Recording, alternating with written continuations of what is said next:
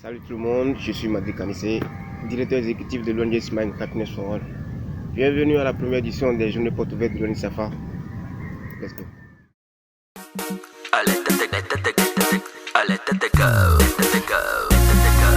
La maman lengue, la maman lengue, la maman lengue, la maman lengue, la maman lengue. Sandra et Amara Diaré. Igodo, Igodo, Igodo, Igodo, Igodo, Igodo. Bienvenue à la première journée porte ouverte de l'ONISAFA. Nous avons placé le thème de cette journée sur la jeunesse et l'humanitaire. Pour la plupart d'entre vous, le monde humanitaire vous est peut-être inconnu. Dans l'assistance, il y a des gens qui sont des vétérans de l'humanitaire, des gens qui sont déjà dans le monde humanitaire. Alors pour d'autres personnes, c'est beaucoup plus de la curiosité. Cette journée porte ouverte nous permettra de vous expliquer un peu ce que c'est que l'humanitaire. Ce que c'est que d'être volontaire dans le monde humanitaire. Et nous allons, nous qui sommes dedans depuis des années, vous témoigner des avantages que nous avons dans le monde humanitaire et vous rassurer qu'on n'est pas humanitaire parce qu'on est des chômeurs. D'accord? Igodo, Igodo, Igodo, la maman lengue. Le volontariat, c'est cet engagement que vous prenez à servir quelqu'un en sacrifiant de votre temps, de votre énergie. Parce que derrière, vous ne gagnez rien du tout. Vous avez pris la décision quand même d'aller corps et âme, sacrifier plein de programmes. Sachant que peut-être si dans ces 2 heures où je me consacre à l'humanitaire, tu peux peut-être gagner 10 000 ou 5 000, mais tu as quand même décidé d'aller faire ce truc parce que tu te dis que c'est plus important. Igodo, Igodo, Igodo. Bonjour tout le monde, on m'appelle Mathieu Jardin, je suis le premier garçon de course de l'association Terre d'Espoir et non le président. Voilà. Et je pense que nous sommes réunis ici ce matin pour parler de volontariat. Est-ce que je suis un volontaire? Est-ce que je suis un bénévole? Est-ce que je suis dans l'humanitaire? Tout ça. Et comme il le disait, l'humanitaire c'est un engagement ou bien c'est une façon de faire qui vous amène à mettre, je dirais même que c'est une doctrine qui vous amène à mettre, c'est pas l'humain hein, au premier rang et l'épanouissement de l'homme, c'est votre priorité. Ça dépasse toutes les valeurs. Ça veut dire, comme il le disait, quand vous donnez 100 francs à quelqu'un, quand vous faites une non, c'est ça, vous donnez sans rien attendre en retour, mais ce serait encore plus bien quand on ne vous demande pas ça. Ce qui est encore plus grand, c'est cette amitié que vous cultivez. C'est les rencontres, la chaleur. Je dirais tout simplement que le plus beau voyage que l'on puisse faire sur cette terre, c'est celui que l'on fait l'un vers l'autre. L'argent n'est qu'un moyen. Et dès que vous êtes prêt, dès que vous avez un bon produit, dès que vous avez un bon projet, dès que vous êtes vraiment engagé, vous voulez quelque chose de bien pour la masse, pour l'intérêt général, je vous jure, les moyens viennent toujours. Ça là, il n'y a rien à dire. Les moyens sont là. Faites l'expérience, investissez-vous, vous allez voir que les moyens se présenteront à vous. L'argent n'est qu'un moyen en toute chose. C'est l'engagement qui compte. Merci. Est-ce que le monde humanitaire en Afrique et au Bénin n'est que bénévole? Et la deuxième question, les ONG humanitaires, c'est-à-dire Terre d'Espoir, est-ce qu'ils ne bénéficient pas de subventions des institutions internationales telles que l'UNICEF ou l'ONU? Il y a des associations qui travaillent sur des thématiques données. Par exemple, nous, on est dans l'environnement, les droits de la femme et de l'enfant et l'emploi des jeunes, fondamentalement. Alors, si on dit que c'est du pur bénévolat, non. Aujourd'hui, la tendance est à la professionnalisation des structures. C'est qu'on doit vous identifier par rapport à des thématiques bien définies. Vous êtes là, on vous appelle, même si vous êtes influent, vous posez des actes chez vous, on vous appelle pour vous dire il y a une activité et on voudrait que vous preniez en compte tel aspect. Là, le volontariat est là, mais c'est la compétence qui est sollicitée. Vous vous êtes créé des opportunités et vous allez chercher de l'argent, toujours sous le couvert de l'association. Parler davantage sans parler d'inconvénients, des fois, moi, je me pose des questions. Parce que là où tout est beau, il faut s'en méfier. On a eu des difficultés, mais nous avions des éléments qui nous ont permis de surmonter ces difficultés. Je vais vous faire rapidement un petit fil de ce que c'est qu'un chantier de solidarité internationale, d'accord? Alors, ça fait 3 semaines où nous, qui étions que des amis, parce que chaque soir, chacun rentre chez lui. Quand on se voit, on travaille. Quand c'est comme ça, c'est tout, on est amis. On ne vit pas ensemble. C'est quand tu vis avec l'autre que tu te rends compte qu'il y a des comportements que tu ne supportes pas. Alors vous imaginez, ça fait 3 semaines de galère avec des gens que tu ne connaissais pas vraiment. Peut-être qu'il y en a qui ronflent, peut-être qu'il y en a qui ne ronflent pas, peut-être qu'il y en a qui bavardent beaucoup. Des choses qui ne cadrent forcément pas avec vous, votre personnalité, excusez-moi. Alors ce chantier, c'est 3 semaines, c'est pas des chambres séparées. Filles et garçons, c'est même chambre. Déjà. Ensuite, c'est des malcompréhensions à n'en pas finir.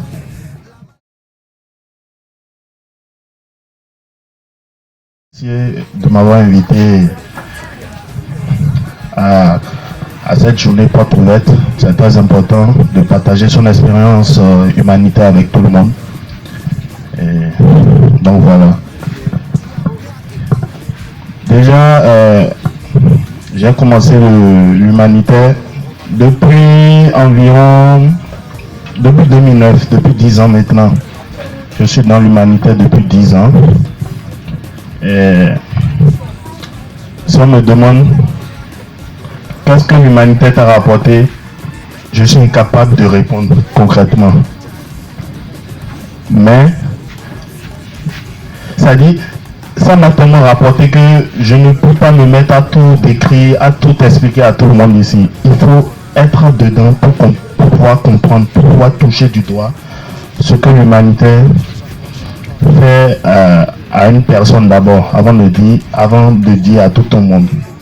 Je vais vous redonner simplement dire Yamse, Yamse, Yamse, Yamse, comment tu t'appelles? Oh Yamse. Et puisque c'est moi, je dis je m'appelle Yannick. Oh, pété. Il s'appelle Yannick. Oh Yamse, il s'appelle Yannick. Oh Yamse, oh Yamse, on relance ça pour chacun. Donc c'est comme ça, j'ai commencé avec eux. Et chacun de nous, on s'est présenté. Dès le départ, ça brisait en même temps la glace entre nous. Tout le monde était décontracté, tout ça là. Quand il a fini de faire la présentation, on s'est connus, on a commencé par se saluer. Dès là, c'était déjà devenu bien. Tout le monde commençait par parler, on ne dirait pas quoi, qu'on venait de se connaître, tout ça là. Et c'est comme ça qu'on a commencé les chantiers, on allait sur les chantiers.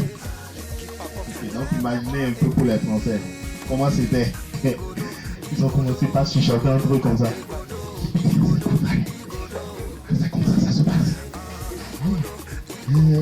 Ils voient les cacaracas, ils commencent par crier. Les petits araignées commencent par crier. Ils commencent par se faire comme si on voulait les tuer quoi. Ils ont commencé par s'affoler, tout un chacun. Ils vont voir les messieurs de la totale. Ils ont fait cette scène là. Avec, excusez-moi pour les termes, caca coagulé un peu partout. Et il y a les capas un peu partout. Ils étaient dépassés. Et d'autres disent que pendant les 3 semaines, là, ils vont tout pour ne pas aller aux toilettes. Moi, je riais seulement. Je dis, tu vas pas faire quoi? Surtout avec notre groupe féminoise. Là. Ah. Ce sera très difficile de ne pas aller aux toilettes. Tu sais, l'idée, c'est quoi? Nous formons, arriver sur les chantiers, nous formons des groupes pour la cuisine, des groupes pour le nettoyage. C'est à nous-mêmes de le faire entre nous, on s'entend et on fait un brassage entre nous pour la cuisine, pour le nettoyage, tout ça là. Donc l'idée c'est de leur faire connaître, découvrir notre art culinaire quoi. Donc pour la plupart des 3 semaines sur le chantier, on prépare typiquement des minois. Donc avec ça, eux ils vont me dire qu'ils vont pas aller aux toilettes, ils ont menti. J'attendais. Et donc non, j'ai commencé par les rassurer.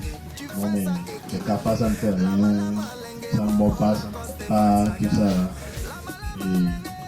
Et ça a commencé sur le chantier, ça a commencé comme ça. La vie en communauté a commencé parce que c'est une vie en communauté. Il y a eu des dossiers qui ont été faits pour pouvoir faire une ouverture d'école, des trucs comme ça.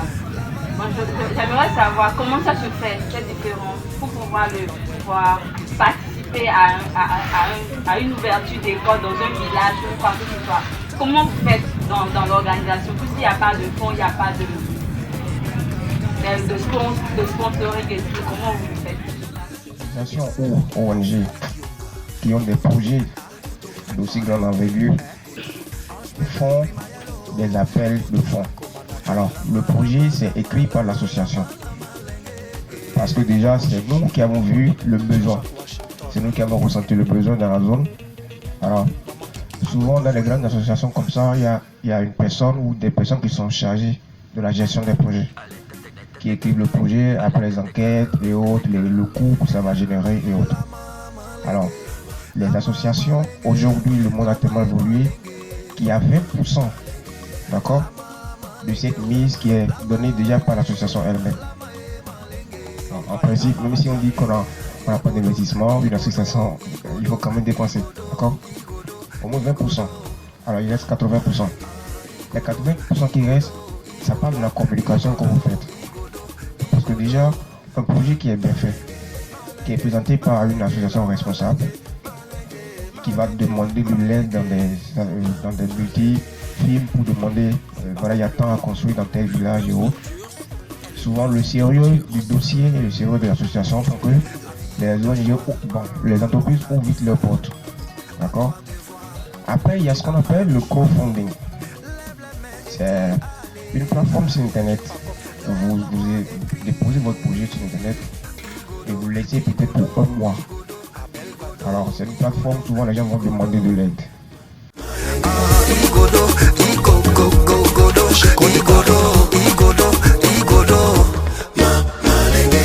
La maman lengue, obligé la merveille, la maman lengue. Le prix à payer, ça de ne pas vivre comme tu le sens. Moi, c'est Mathieu Jordan. Je suis le président de l'association Terre d'Espoir. Bien, ça, c'est une très belle initiative. J'insiste sur le trait. C'est une très belle initiative parce que, vous voyez, aujourd'hui, sans un engagement personnel, en toute chose, on ne peut pas relever les défis de notre temps. Et il faut que cette jeunesse que nous constituons, on puisse vraiment prendre cet engagement-là et de pareilles rencontres pour expliquer le bien fondé de l'engagement volontaire et de l'engagement bénévole et tout ça. C'est très important. Vous savez, dans les temps anciens, au temps de nos grands-parents, il y avait les coopératives, il y avait beaucoup de choses, beaucoup d'initiatives. Mais aujourd'hui, avec l'évolution du monde, les civilisations qui sont venues, nous avons perdu beaucoup de valeurs. Et moi, je pense que de pareilles initiatives doivent être répétées et multipliées pour ramener la jeunesse à l'essentiel. Tout n'est pas l'argent dans la vie. Et il y a des valeurs, il y a des choses qui dépassent l'argent. Et il faut aller vers ces choses-là pour les comprendre réellement et savoir que notre vie là, c'est beaucoup plus qu'aller chercher du travail, trouver du travail, faire le travail, non. Notre épanouissement dépend de notre engagement à nous servir, à servir autrui, hein, de notre engagement à agir pour un bien-être commun. Voilà, et je pense que c'est le message de ce jour. Je soutiens sa part dans cette dynamique, et si l'expérience est à répéter, je pense que je ne ménagerai pas d'efforts pour me rendre disponible. Mon mot de fin sera que vive la jeunesse au service du développement du marché.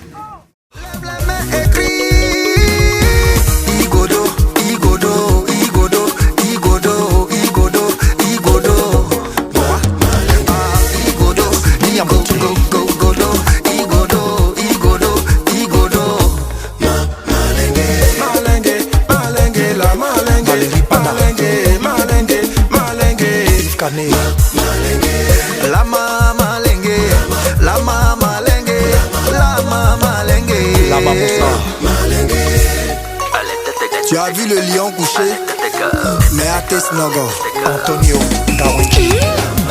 La malengue, la malengue, la malengue, oh la malengue, tu es dans quoi? Fabio Gasta, tu fais quoi? Lève-toi, trembler de joie, trembler d'amour, la malengue, oh Alex Mentier. Tu aimes ça, Kegi, tu as ça, Kegi, tu fais ça, Kegi même. La malengue, Momo, la coste, Stéphane Saga. La malengue, lengue, oh. So well, Kalilo, aimer c'est bien. Tu as quoi, Keki? Tu vis bien, Keki? Tu es qui même? Oh, Tio, Romain Le Merlin, la malengue, la malengue. Marc Gradel, Franck Kessier, que Dieu nous donne longue vie. Hey, Mbekou Malame, Coco Emilia, Iben Kanga, Serge Olivier, Gobou Manaja. Soro Kibafori Kionga, Ange Bebel Primayelo, Sako Manaja, Lama Lengue, Maman Gigi, Jean-Jacques Washington, Maman Kiki, Agbeton Mouleo. Madrid Canissé, Tourna Cambio, directeur exécutif de l'ONG Smile Happiness Forum. Évidemment, elles sont bonnes parce qu'on ne s'attendait pas avec les circonstances et le climat qu'il y a eu à avoir autant de monde dans la journée. L'attention qu'on a vue sur le regard des gens qui nous écoutaient et tout, ça nous a forcément fait du bien de croire que la jeunesse était présente sur l'événement, qu'ils étaient intéressés, les questions qu'ils ont posées. Et déjà, le retour que j'ai déjà eu, que nous avons déjà eu, par rapport à ceux qui étaient curieux de savoir ce que c'est que le volontariat, qui déjà nous ont appelé pour demander quand est-ce que nous recrutons, s'ils peuvent déjà commencer à nous accompagner dans nos activités. Je pense qu'on peut appeler cet événement déjà, c'est un succès pour nous. Alors si j'ai un mot à lancer à ceux qui n'étaient pas là, nous sommes déçus de ne pas vous avoir reçus, mais ce n'est pas la fin du monde. On peut comprendre que les circonstances étaient telles qu'il y a eu des absences. C'est parti remise, il y aura forcément une édition prochaine. Et même avant cette édition, nous aurons encore à vous rappeler, pour vous donner des enseignements sur le monde humanitaire. Déjà, pour être sûr, nous allons vous faire un compte rendu fidèle sur nos pages et même sur vos comptes WhatsApp et tout, pour que vous ne manquiez rien de ce qui s'est passé aujourd'hui. Merci et à la prochaine.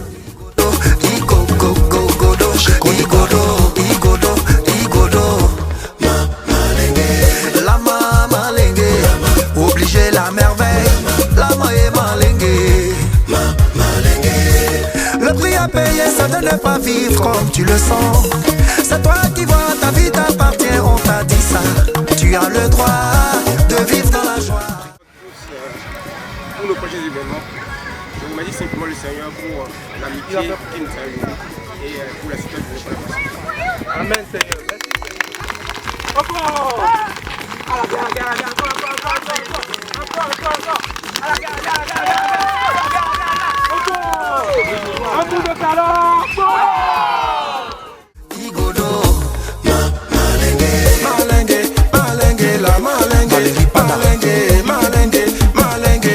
année. Lama malenge, lama